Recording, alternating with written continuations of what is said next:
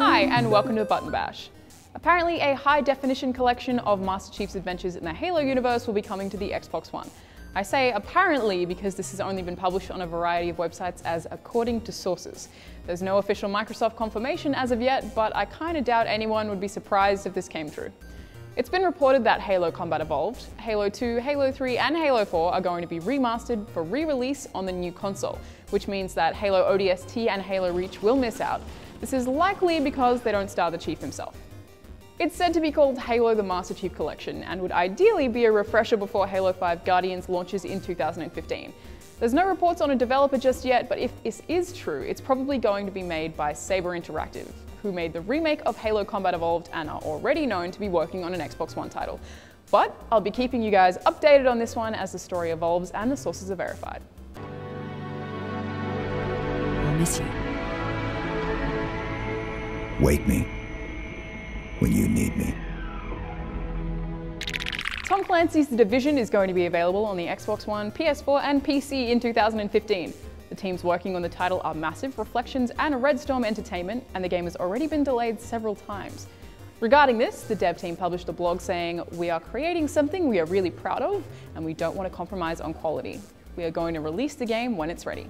But we'll find out more about that at E3. I should say though, a lot of people seem to get fairly angry when a game is delayed. Watch Dogs actually took a pretty heavy PR blow for being delayed a few times. But I don't really get this. I don't care how long it takes to come out as long as the developers are proud of it. That's what's important, and that's what's going to give players the best experience, right? A pretty good example of a company that releases games far too soon is EA. Battlefield 4 and SimCity had some major issues when they launched because the games and the servers simply weren't ready. In situations like this, it sometimes feels like the companies just can't win. If they release it too soon and it's bad, everyone is mad. If they delay it and it's awesome, everyone is still mad that they delayed it. But hey, maybe they should just hold off on announcing release dates until they're absolutely sure. Take-Two Interactive Software have officially announced Grand Theft Auto V's outstanding sales. Literally, it's the biggest entertainment release in history. The game has sold around 33 million copies since it released in September last year and made $1 billion in the first 3 days. Beyond that, it's also expected to account for a full 45% of Take-Two's total revenue for the fiscal year, with DLCs being added to help enhance the Grand Theft Auto Online continuing as a revenue stream. On Sunday, the Queensland Museum in Brisbane hosted Nintendo's 2014 Pokemon Video Game Regional Championships, and I decided to stop by. This is my first experience with seeing competitive Pokemon in full action, and man, was it full on. So I thought I'd share with you guys a couple of the things I learnt at the event, and some of the advice the winners gave to those looking to get into playing Pokemon professionally. Even if you're not interested in turning pro, I still think it's pretty fascinating stuff. The Pokemon Video Game Championships, not to be confused with the Trading Card Game Championships, take place every single year, and the internationals were hosted in Vancouver last year.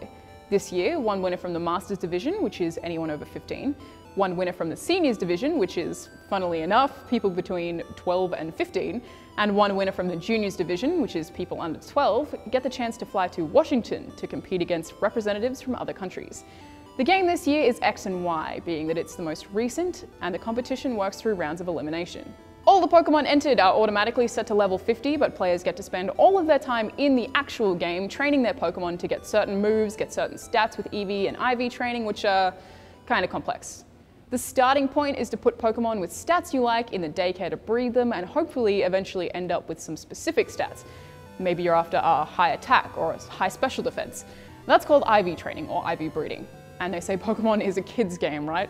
Next comes EV training, which is where your Pokemon will earn certain stat points, like 1 point to their special attack, which is called an EV, based on what other Pokemon they fight. Every Pokemon you fight will give you an EV stat, so the idea here is that you scour the wild for a Pokemon that you know will give you the stat you want, and there are plenty of databases for this kind of thing online. So, you find a Pokemon in the wild that gives you a high special defense stat, knock it out, and that will earn you that EV point. This ultimately means that on top of your Pokemon's base stats that have been given to you through them breeding, you can completely customize all the other statistics they'll get as they evolve. Now you'll pretty quickly fill up all of your available EV slots, there aren't that many. So from there it's just about playing through the game and leveling up your Pokemon to get the moves you want, or buying moves to give them. Got that? Ready for more? At the Queensland Museum, the finals, which are the best of 3 type of matches, were broadcast on a TV so you can see what teams are picked and what moves they use. And honestly, there are a lot of the same Pokemon. A whole lot of Mega Kangaskhans. The runner-up for the Masters Division and the winner of the Seniors both said that you'll have the most luck if you look up the list of the most popular Pokemon for championships online and just keep on practicing with those.